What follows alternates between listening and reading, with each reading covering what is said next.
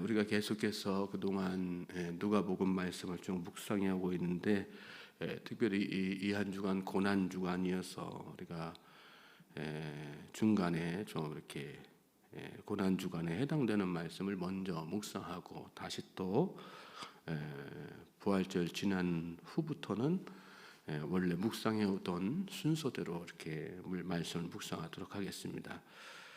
1절, 2절 말씀 이렇게 보시면 유월절이라는 무교절이 다가오매 대제사장들과 서기관들이 예수를 무슨 방도로 죽일까 궁리하니는 그들이 백성을 두려워함이더라 그랬습니다. 유월절이 다가오매 그랬는데 예수님이 십자가에 달리시는 그 때가 십자가 죽음의 순간이 이렇게 다가오는 그런 상황을 설명하는 그런 말씀이죠. 그때 대제사장과 서기관들은 예수님을 어떻게 죽일지 궁리했다 이렇게 말씀에 그렇게 나오죠. 주님이 베푸신 구원의 날 유월절은 이스라엘 백성들이 출애굽한 날을 기념하는 하나님의 구원을 감사하는 마음으로 이렇게 지내는 절기 아니겠어요? 그런데 그런 날 누구보다도 기뻐하고 감격하면서 또 감사해야 될 사람들이 뭘 하고 있었어요? 불법을 또 살인을 모의하고 있었죠. 이 말씀 보면 그들이 하나님보다 백성을 더 두려워하고 있었다 그런 말씀이 나와요.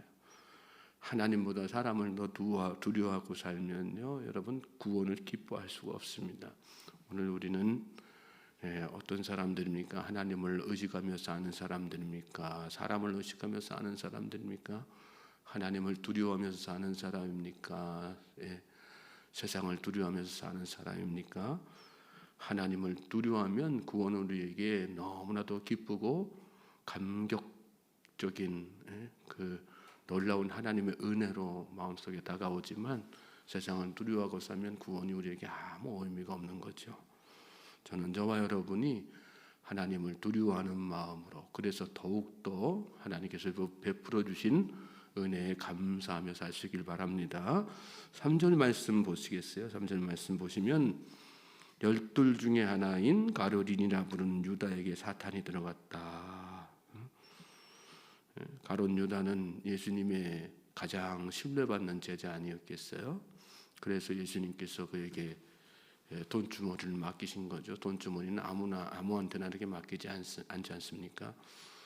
하나님으로 예수님으로부터 신뢰도 그렇게 많이 받고 또 사랑도 많이 받았던 제자가 가룟 유다였어요. 그런데 이 가룟 유다가 앞장서서 예수님을 배반하게 되죠. 이유가 뭘까요? 여기 성경에 보면 사탄이 그 속에 들어갔다. 사탄이 그의 마음속에 들어가니까 그렇게 신뢰받은 제자지만 예수님을 배반하는 역사에 성경 역사에 길이 수치스러운 이름으로 이렇게 남게 된 것입니다. 그렇습니다. 믿음이 아무리 좋은 사람도요, 한순간에 사탄의 역사 가운데 빠지고 사탄의 지배받게 되면 다 넘어지게 되는 것입니다. 사탄은 성실하게 하나님을 대적해요. 하나님이 성실하신 것처럼 사탄도 성실하고요. 하나님이 쉬지 않으시는 것처럼 사탄도 쉬지 않습니다. 하나님이 우리를 포기하지 않으시는 것처럼 사탄도 우리를 포기하지 않아요. 어떻게든지 넘어뜨리려고 이렇게 막 애를 쓰는 존재가 사탄 마귀입니다. 그래서 주님은 그 사탄의 시험과 유혹에 빠지지 않도록 뭐 하라고 말씀하신 거예요? 기도하라. 기도하라. 오늘 이 새벽에 여러분 우리가 여러 가지 놓고 기도해야 되지만 무엇보다도 하나님 오늘 이 하루도 세상 살면서 사단 마귀 역사 미혹 시험에 빠지지 않도록 저를 지켜주십시오. 기도하시기 바랍니다.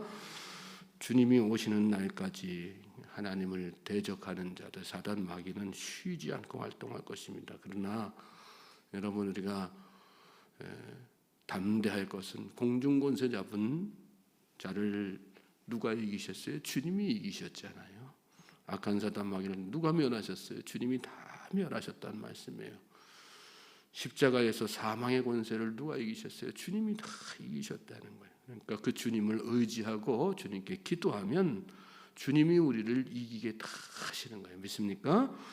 4절부터 5절 말씀 보세요. 4절 5절 말씀 보시면 이에 유다가 대제사장과 성전 경비대장들에게 가서 예수를 넘겨줄 방도를 의논하며 그들이 기뻐하여 돈을 주기로 언약하는지라. 유다는 대제사장과 성전 경비대장을 찾아가서 예수님을 팔아넘깁니다. 또 그러자 그들은 예수님을 죽일 생각에 기뻐하면서 유다에게 돈을 주기로 약속을 하죠. 하나님의 약속을 버린 사람은 세상의 헛된 약속을 기뻐하면서 거기서 소망을 찾으려고 하는 거예요. 그러나 가룟 유다는 결국 그렇게 받은 돈을 한 푼이라도 써보지도 못하고 다 떼동댕이 치고 그리고 비참한 죽음을 맞게 되지 않습니까? 헛된 약속이 주는 열매는 결국 뭐예요? 멸망, 죽음이에요. 사망이에요. 그러므로 우리는 헛된 세상의 약속이 아니라 영원하신 하나님의 약속을 바라봐야 될 줄로 믿습니다. 십자가의 주님은 그 피로 영원한 생명을 다 약속하셨어요. 우리가 주님 바라보고 살아가면 그래서 활력 있는 삶을 살고 생명력 있는 삶을 사는 거예요. 내 상황, 내 처지, 내 건강 이런 거 다 떠나가지고 하루하루 주님 바라보고 살면 주님이 내 안에 그 놀라운 능력을 주셔서 생명력 있게 하루하루 살 수 있도록 이끌어 주시는 것이죠. 그러므로 오늘 이 하루 영원한 생명이신 예수님을 바라보면서 살 수 있는 우리 모든 주의 백성들 되시길 바랍니다. 6절 말씀 보세요. 6절 말씀 보시면 유다가 허락하고 예수를 무리가 없을 때에 넘겨줄 기회를 찾더라 그랬어요. 유다는 돈 많은 돈도 아니에요. 은 30냥 그거 받고 그들의 청을 허락하죠. 그리고 무리가 없을 때에 예수님을 넘겨줄 기회를 찾아요. 기회를 찾다. 의지적으로 그때 그 순간부터 아주 의지적으로 기회를 찾다는 말 속에 들어있는 의미가 그런 뜻이거든요. 가룟 유다가 아주 의지적으로 예수님을 어떻게 팔아넘길까, 어떻게 하면 어느 순간에 빈틈없이 예수님을 붙잡아갈 수 있도록 할까, 그런 기회를 이렇게 찾았다는 그런 뜻입니다. 우리가 세상 살면서 이렇게 저렇게 시험에 넘어질 때 사탄 마귀만 탓할 수 없는 이유는 다 그런 거예요. 우리의 의지도 거기에 동의하기 때문에 그런 거거든요.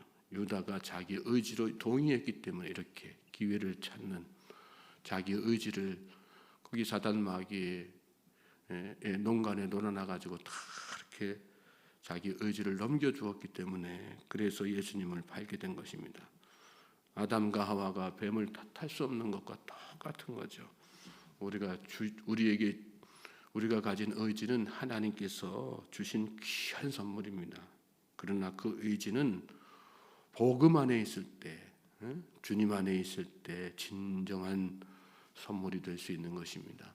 우리가 요즘 주일마다 빌립보서 말씀 묵상하는데 계속해서 반복적으로 사도 바울이 빌립보 교인들에게 강조하는 내용이 뭐예요? 주 안에서 기뻐하고 주 안에서 담대히 행하고 주 안에서 믿음으로 살고 그런 거 아니겠어요? 주님의 약속을 믿지 않고 죄 아래에 있는 의지는 사단의 도구로 다 쓸 수밖에 없어요. 그러니까 우리의 의지, 우리의 생각, 우리의 전적인 어떤 전인적인 인격, 전적인 삶 자체가 다 주님 안에, 예수 그리스도 안에 있기를 우리가 간절하게 소망해야지 되는 것입니다. 우리는 세상을 살면서 무엇에 동의하고 무엇을 허락하고 살고 있어요? 오직 주님의 말씀에 동의하고 주님의 다스림을 인정하면서 살 수 있는, 우리의 의지를 주님께 온전하게 내어드릴 수 있는, 주님 안에서 살 수 있는 우리 모든 주의 백성들 되시길 바랍니다. 7절 8절 말씀 또 보시겠어요? 유월절 양을 잡을 무교절 날이 이른지라 예수께서 베드로와 요한을 보내시며 이르시되 가서 우리를 위하여 유월절을 준비하여 우리로 먹게 하라. 7절부터 13절까지 내용은 유월절 준비시키시는, 예수님께서 유월절 만찬을 제자들에게 준비시키는 그런 내용이죠.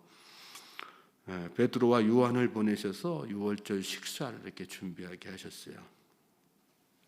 예수님은 십자가를 지실 때가 가까운 줄 아셨지만 제자들을 향한 사랑을 쉬지 않으셨어요.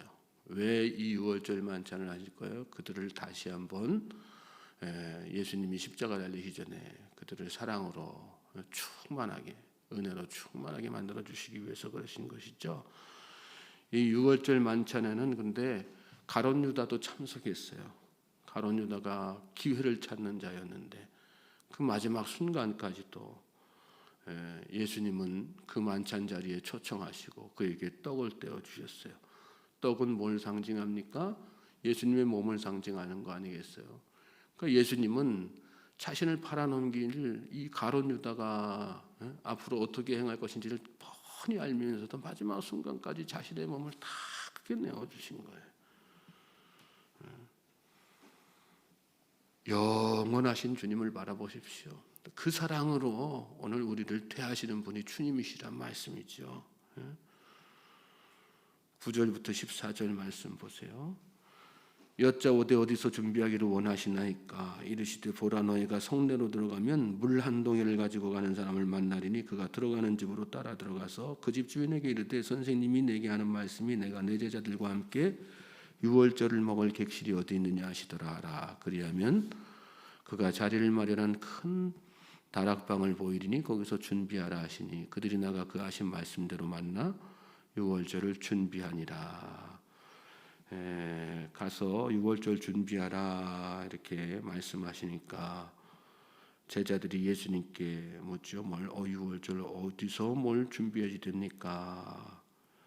그러니까 예수님께서 성 안에 들어가 봐라. 거기 가면 물동이 지고 가는 사람을 만날 텐데 그 집에 따라 들어가서 집주인에게 내가 제자들과 함께 유월절 먹을 객실이 어디 있느냐라는 말을 전하라고 이렇게 말씀하셨어요. 제자들은 이렇게 주님과 함께 이 땅에서 유월절 만찬 주님께서 계시지 않는 그때를 잘 대비하는 그런 시간들을 준비해야지만 됐었어요. 그런데 주님은 그들을 그냥 보내지 않으셨어요. 뭘 주어서 보내셨어요? 전할 말씀을 주어서 보내셨어요. 그 말씀대로 전하면 어떻게 될지도 다 알려주셨죠. 12절에 보면 그리하면 그가 자리를 마련한 큰 다락방을 보이리니 거기서 준비하라. 제자들 보고 직접 다 유월절하라고 그러신 게 아니에요. 말씀대로 전하기만 하면 다 방도 내어줄 거고 다 그러니까 거기서 가서 그냥 유월절 먹을 떡과 포도주만 넣고 이렇게 다 준비하면 된다. 그렇게 말씀하신 거죠. 제자들에게 필요한 것은 보세요. 처음 만나는 사람에게 말을 걸 수 있는 좋은 성격도 아니고 좋은 환경도 아니었어요. 오직 복음의 말씀, 그 말씀의 주인이신 주님을 믿는 믿음이었습니다. 한치 앞을 알 수 없는 세상에 우리가 사는 세상은, 그런데 이 세상에 우리가 무엇을 의지하면서 살고 있습니까? 오늘 우리가 의지할 것은 오직 주님. 주님은 곧 근데 우리에게 어떤 모습으로 오세요? 말씀으로 오신 거 아니겠어요? 말씀을 의지하면서 사는 것, 그것이 주님을 의지하면서 사는 것입니다.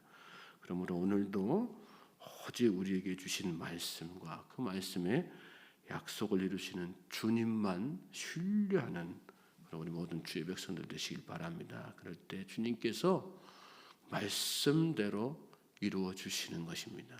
믿습니까?